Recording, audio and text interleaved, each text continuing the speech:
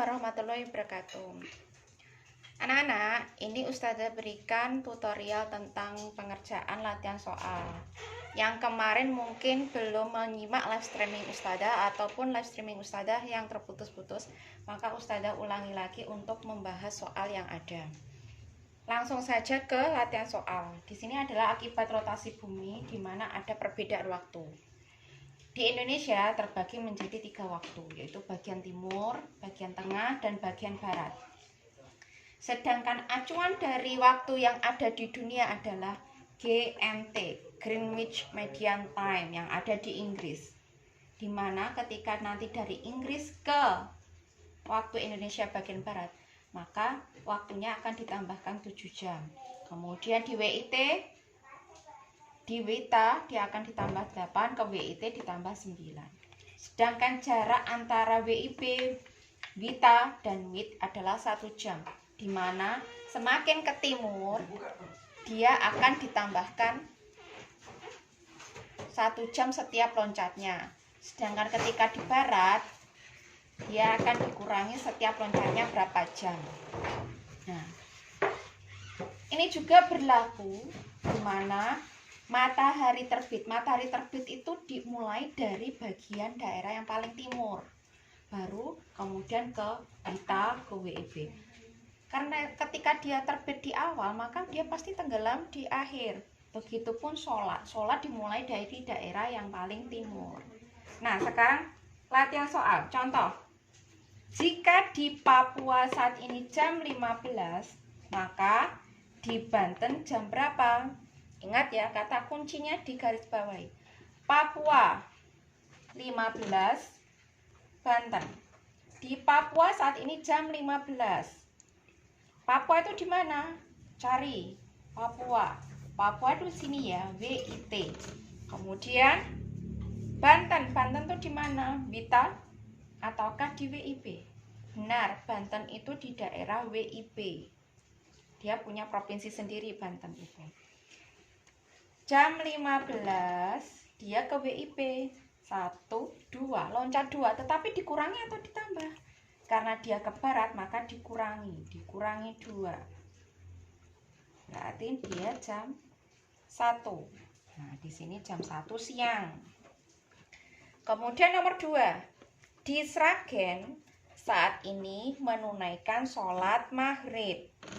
Maka di Ambon sholat apa? Nah, Sragen itu adalah WIB. Dia sholat maghrib. Sholat maghrib itu berarti jam berapa? Contoh sholat maghrib adalah jam 18. Kemudian Ambon di mana? Di WIT. Berarti ditambah berapa? Loncat 1, 2. Berarti ditambah 2. Kalau tadi dikurangi karena dia ke timur, kalau ini ditambah karena dia ke barat. Jam 20. Jam 20 itu sholat apa? Bisa melaksanakan sholat isya. Betul, ini sholat isya. Itu ya. Sudah paham? Nah, sekarang soal yang ketiga. Saya hapus ya.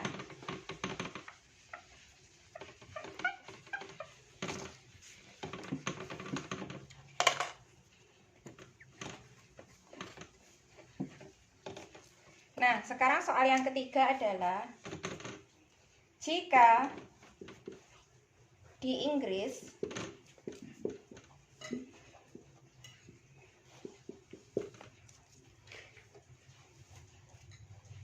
sedang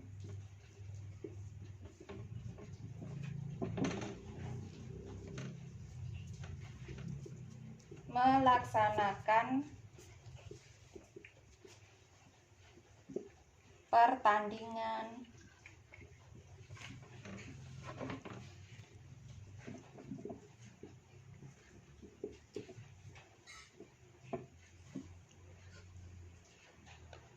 maaf ya tulisannya Ustazah bagus banget.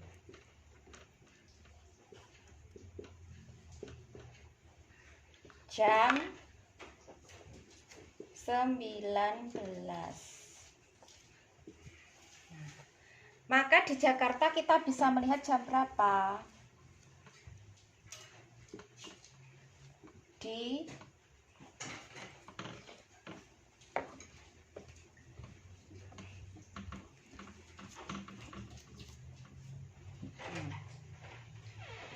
Jika di Inggris sedang melaksanakan pertandingan sepak bola jam 19, maka di Jakarta kita bisa melihatnya siaran itu jam berapa.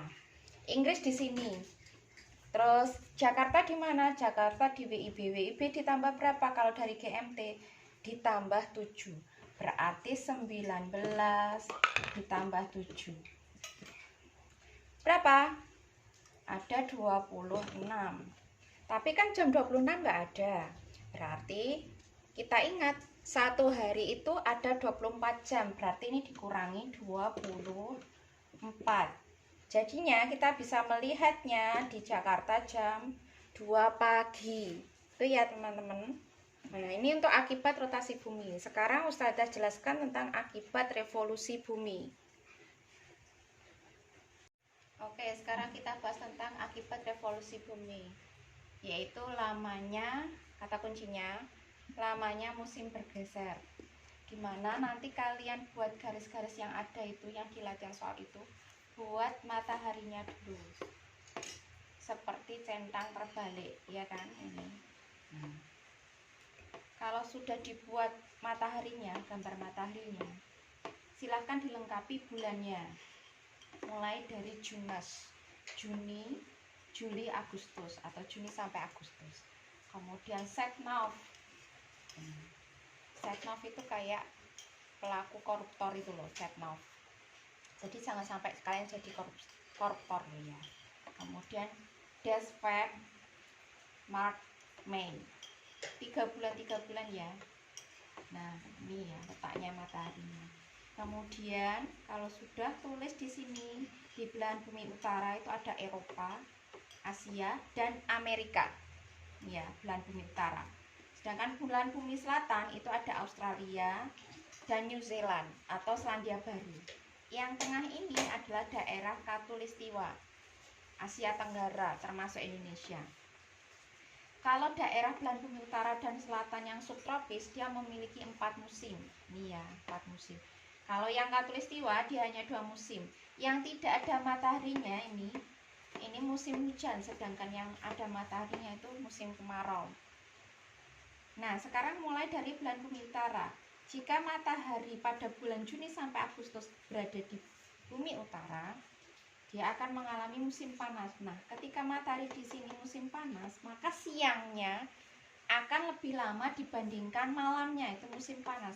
Sedangkan di daerah selatan yang tidak ada mataharinya, dia mengalami musim dingin, di mana malamnya lebih panjang dibandingkan siangnya. Kemudian setelah panas, biasanya ketika musim panas, daun-daun berguguran, maka itu timbullah musim gugur. Musim gugur selesai, daun-daun berguguran, maka akan terjadi musim dingin. Kemudian musim dingin selesai, dia akan mengalami musim semi, di mana bunga-bunga bermekaran, esnya mulai mencair, kemudian hewan-hewan mulai keluar, seperti videonya Ustazah yang di kedua itu. Kebalikannya di yang di selatan, ketika di sini musim gugur, di sini musim semi. Nah, mulai selatan ada sinar matahari, berarti sini musim panas, ini musim gugur. Nah, pada musim gugur dan musim semi, jumlah siang dan malam itu sama. Seperti kita di khatulistiwa itu tidak ada perbedaan. Saat puasa ini ya, ketika saat puasa di musim panas, puasa akan lebih panjang dibandingkan di musim dingin. Kalau musim dingin karena malamnya lebih panjang, otomatis puasanya lebih pendek. Sedangkan di sini karena siangnya lebih lama, maka puasanya lebih lama. Nah, sekarang kita latihan soal ya. Nomor 1, olahraga ski di Jepang pada bulan apa? Nah, ski itu biasanya musim apa? Musim dingin ya. Kemudian di Jepang itu belahan bumi utara atau selatan? Jepang termasuk Asia, berarti belahan bumi utara. Musim dingin berarti kalau belahan bumi utara lihat yang paling atas saja. Musim dingin berarti di sini ya.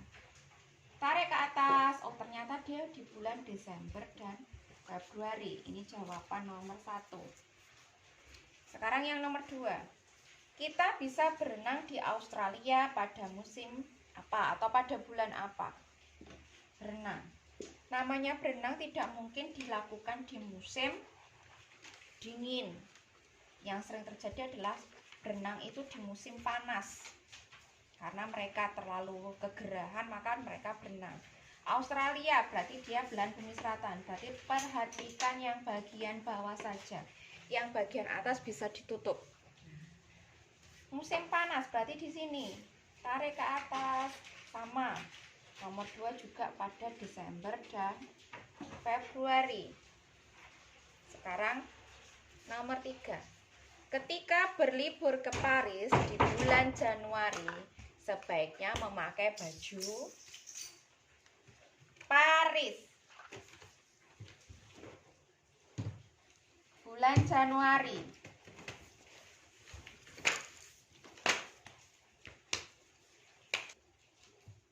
Di Paris, belahan bumi mana? Utara atau selatan? Betul, Paris itu termasuk Eropa.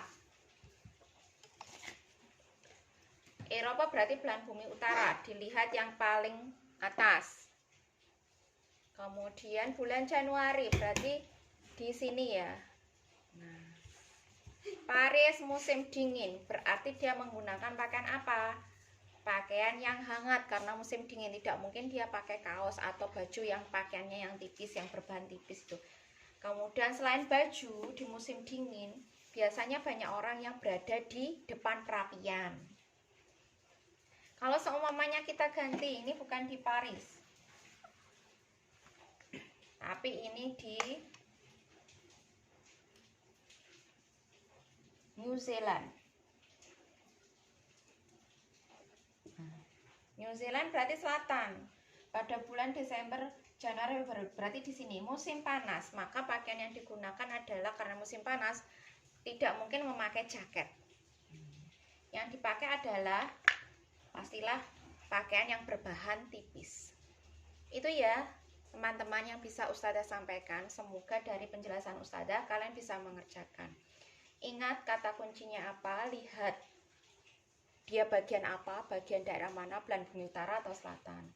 Kemudian dia pada musim apa, ketika seumpamanya bunga bermekaran berarti musim semi, daun berguguran berarti musim gugur. Contoh hewan berhibernasi berarti musim dingin. Ada bulan apa, lihat daerahnya. Kalau daerahnya di atas berarti yang bawah tutup, tidak usah diperhatikan bagian atas. Kalau bagian bawah berarti yang atas ditutup. Begitu ya teman-teman. Ustazah akhiri, semoga apa yang Ustazah sampaikan kalian bisa paham. Wassalamualaikum warahmatullahi wabarakatuh.